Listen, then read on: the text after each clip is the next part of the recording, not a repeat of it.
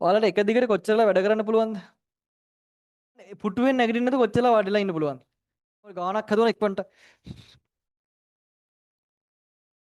තව මොකට කොල්ලු ගෙතුමද? වෙලා තියෙන්නේ ඒ කියන්නේ. කීයක් බැලන්ස් කරන්නද බං? ඔයාලට එක දිගට කොච්චරලා වැඩ කරන්න පුළුවන්ද?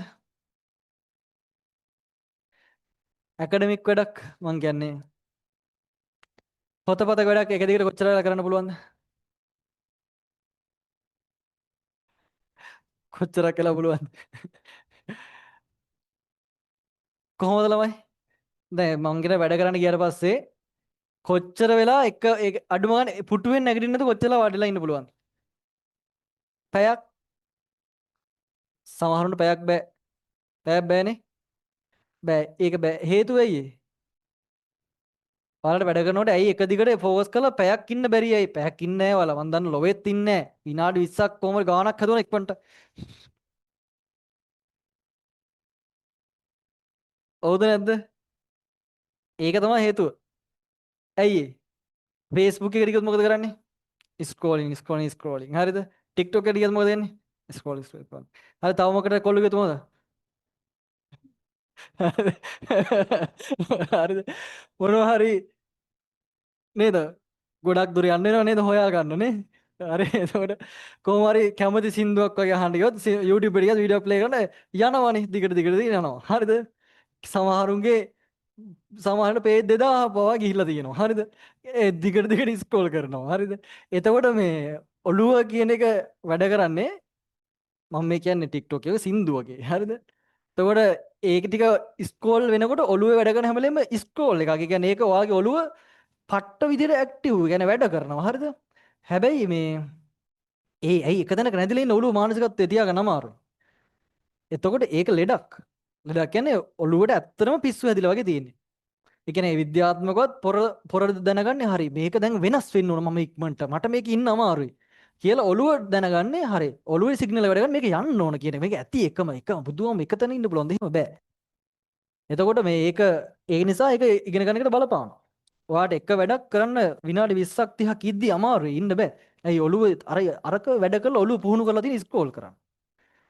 හරිද? ඒ නිසා මේ ඒක හදා ගන්නව නම් ඔයා වැඩ කරන්නේ නැතුව දවසක් විතර නිදා ගන්න. ඒක වටිනවා ඊට වඩා. එතකොට ඔළුවට රෙස්ට් එකක් කරන් ඔළුව යථා තත්ත්වයටපත් වෙනවනේ. එතකොට ඔළුව බැලන්ස්. ඊට පස්සේ වැඩ කරලා බලන්න. එක තැන පොඩ්ඩක් ඉන්න පුළුවන්. ඔයාගේ ෆෝන් එක නිසාම තමයි ඔයාලට මේ වෙන එක දන්නේ නැහැ. ඔයාලට කට්ටිය හිතන්නේ නැහැනේ. ඇයි ඕකට ගියාට පස්සේ සමහරව දන්නේ නැහැනේ. පැය භාගයක් ගණන් හදුවොත් පැයක් ෆෝන් එකේමනේ. නැද්ද බලන්න? ඕ නේද? නැද්ද? එහෙනම් මටත් ඒක ඇබ්බැහියක් කියන්නේ මට නම් දැන් ඇත්තටම වදයක් වෙලාවකට. මට ඇත්තට මේක වදයක්. කියන්නේ සෝෂල් මීඩියා කියන එක වදයක් වෙලා තියෙන. ඒ කියන්නේ කීයක් බැලන්ස් කරන්නද බං? නෑ. මං කිව්වේ මගේ තියෙන සෝෂල් මීඩියා ටික මං කිව්වේ.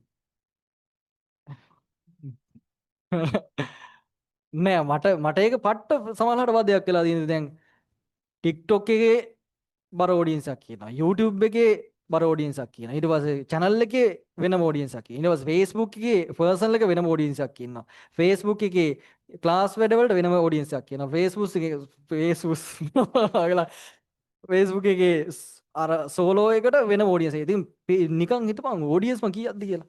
Facebook එකේම 3යි, TikTok එකේ 2යි 5යි, YouTube එකේ 5ක් විතර තියෙනවා. 10 ඒ ඔක්කොම තනියෙන් බැලන්ස් කරන්න ඕන. ඒක මම වදයක් වෙලා. Instagram ආයේ නෑ නේද මොකුත්? තියනවද? ඈ? Telegram මම බලන්නේ. ඒකත් බලන්න එක පිස්සු හැදෙනවා. ඒකට ගියාට පස්සේ එනවා group මෙතක් විතර පත ගානක ඒවා මුන් බලන්නේ මම බලන්නේ ඒවා. ඒක වදයක්. ඒ නිසා මේ ෆෝන් අයත් කරන්නේ ෆෝන් අයින් කර. කොල්ලෝ ස්ක්‍රෝල් කරනව නවත්තපල්ල ඈ වැඩ කරපල්ල ફોකස් කරගන්න බැරි වෙනවා. හරි. රයිට් අගයක් කර ළඟා වෙනවා ශ්‍රේණි අභිසාරි වේ කියනවා.